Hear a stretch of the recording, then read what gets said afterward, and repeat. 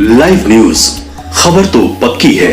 अंतर्राष्ट्रीय योग दिवस पटना के पाटलिपुत्रा खेल परिसर में मनाया गया। यहाँ पर डिप्टी सीएम सम्राट चौधरी, दिलीप जायसवाल जी, मंगल पांडे, रामकृपाल यादव सब लोग आए हुए थे, रविशंकर प्रसाद आए हुए थे और बहुत सारे इंस्टीट्यूट के छात्र आए हुए थे और योग दिवस मनाया, अंतर्राष्ट्रीय योग दिवस मनाया। सुनिए छात्रों से और दिलीप जायसवाल जी से सुनिए कि क्या कह रहे हैं योग दिवस पर। जी नमस्कार। सबसे पहले तो योग दिवस की आप सभी को हार्दिक शुभकामनाएं। आज अंतर्राष्ट्रीय योग दिवस है और हम लोग यह योग जो है, योग प्राणायाम पूरे विश्व में फैला रहे हैं।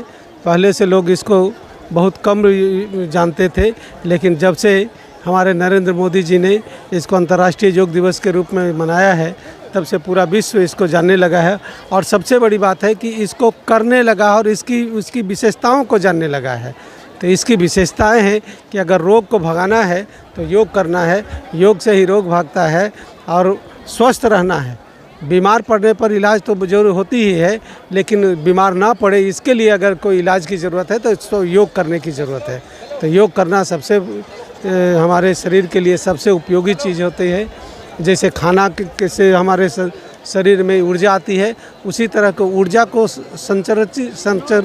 संचरित करने के लिए, सभी जगह को पहुंचाने के लिए और उसको समन करने के लिए योग की ज़रूरत होती है। तो इस तरह से योग करने से, प्राणायाम करने से, ध्यान करने से हमारा तन, मन और आत्मा सब शुद्ध हो जाता है। इसलिए योग करना चाहिए। फिर से योग की ढेर सारी शुभकामनाएं। धन्यवाद। क्या कहेंगे सर? हाँ, आज अंतर्राष्ट्रीय योगा दिवस पर जिस तरह से लोगों ने योगा किया और पूरे दुनिया को संदेश दिया कि भारत की भूमि पर जो है योगा की क्या प्राथमिकता है, और यही कारण है कि यहाँ के लोग स्वस्थ रहते हैं। थोड़ा सा कुछ राजनीतिक नेताओं को अगर छोड़ दीजिए तो सभी लोग जो है इस योगा को जो है अपने शरीर शारीरिक योगा कर रहे हैं। वहीं पर बिहार के अंदर जो राजनीतिक कुछ लोग हैं जो जुबानी गाल बजाने का योगा रोज़ किया करते हैं, वो भी योगा करते हैं, लेकिन जाहिल के तरह गंदे भाषा का उपयोग करना, संस्कार उनका गिरता जा रहा है। तो मैं उनसे भी अनुरोध करूँगा अंतर्राष्ट्रीय योगा दिवस पर कि विपक्ष के नेता भी जो है योगा पर ध्यान दें, और योगा पर जब ध्यान देंगे तो बिहार का जो है जो गलत संदेश बाहर जा रहा है कि यहाँ के नेता कैसे जाहिल के तरह बात करते हैं, तो कम से कम उस पर लगाम लग सकेगा। तेजस्वी यादव जी बोले हैं कि मोदी जी जाहिल बता तो दिए, तेजस्वी यादव जी का योगा करने की आवश्यकता है उनको।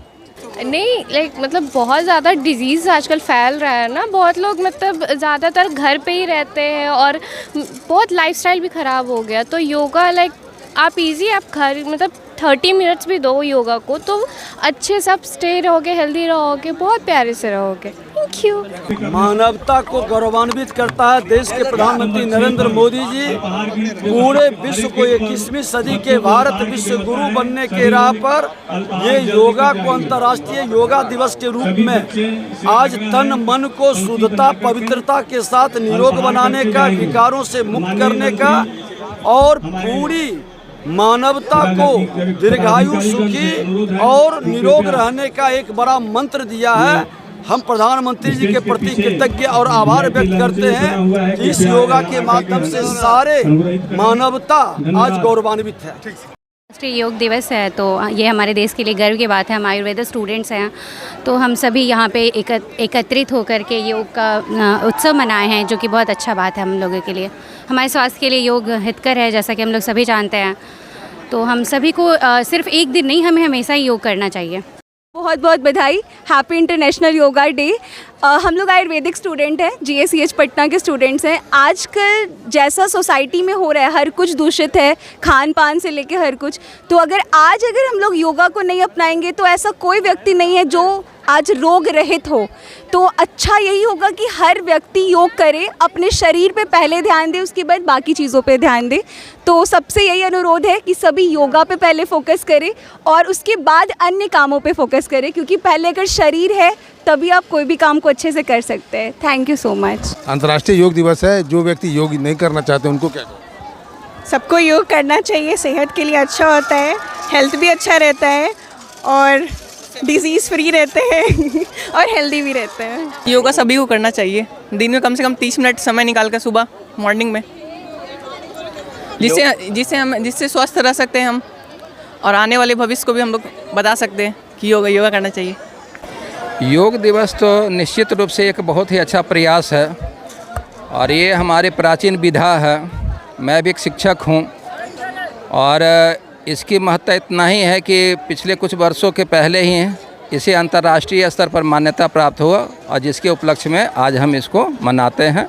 आज 11वां योगा दिवस मनाया जा रहा है। जो लोग योग नहीं मनाते हैं उनके लिए उनको कैसे कहेंगे कि योग मनाएं और कितना इम्पोर्टेंस है योग आदमी के लिए? इस संदर्भ में मैं इतना ही कहना चाहूँगा कि वैसे तो हर एक लोग चाहते हैं कि मैं योग करूँ, लेकिन वो कर नहीं पाते हैं। लेकिन जब इसका फ़ायदा देखेंगे करके कुछ दिन, तो निश्चित रूप से उनको फ़ायदा होगा और वो खुद भी करेंगे, आगे अपने परिवार को करावेंगे और आगे दूसरों को भी करने के लिए प्रेरित करते हैं। मैडम एक मिनट, तो एक सवाल कर दीजिए। 24 घंटा आदमी के पास होता है, 24 घंटा है, लेकिन आदमी और वक्त निकाल लेते हैं, मोबाइल पर टाइम एक्सपेंस कर लेते हैं, लेकिन 1 घंटा योग के लिए नहीं निकाल पाते। हाँ, तो ये तो क्या है कि जिसको जिस चीज़ में मन लगता है, लेकिन ये बहुत ज़रूरी चीज़ है।